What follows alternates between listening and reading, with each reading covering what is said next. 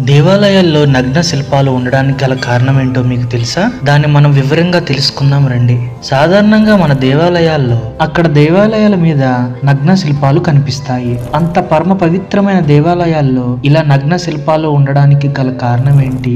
అంత పరమ పవిత్రమైన దేవాలయాల్లో ఇలా శిల్పాలు నగ్నంగా ఉంచాలా అని చాలా మందికి తెలియదు. కానీ వాటిల్లో చాలా అర్థాలు, రహస్యాలు ఉన్నాయి. పూర్వం ప్రతినిత్యం ప్రజలు దేవాలయాల్లోకి దైవ ధ్యానంలో పడి సృష్టి కార్యాన్ని విస్మరించకూడదనే ఉద్దేశానికి ప్రాచీన దేవాలయాల మీద శృంగార భంగిమలు ఏర్పడ్డాయి. ఒక వాదన ఏమిటంటే ధర్మ, అర్థ, కామ, మోక్ష అని తిరుమల పురుషార్థాలు ప్రతి పురుషుడు సాధించాలి అనే ఒక దృఢమైన నియమం ఉండేది. పురుషార్థాల్లో అంటే ధనం. ప్రతి పురుషుడు తాను, తన కుటుంబం ఆర్థిక ఇబ్బందులు లేకుండా సుఖంగా జీవితం గడపడానికి అవసరమైన ధనం సంపాదించాలి. ఇక పురుషార్థం కామం అంటే ప్రతి పురుషుడు వివాహం చేసుకుని గృహస్థ ధర్మాన్ని పాటించాలి. యువత ఏకాంతంగా దేవాలయాల్లో నిద్రపోయేవారు. వారిలో లైంగిక ప్రవృత్తి పెంచడానికి దేవాలయాలపై ఈ శిల్పాలను చెక్కేవారు. ఇంకో వాదన ఏమిటంటే కామం కాక మోక్షం కాదు, అంటే కామం కానివాడు మోక్షం పొందలేడు అని. అందుకే దేవాలయాల్లో నగ్న శిల్పాలు చెక్కారని ఒక వాదన ప్రచారం అవుతుంది. మరి ఈ వాదన కరెక్టా కాదా?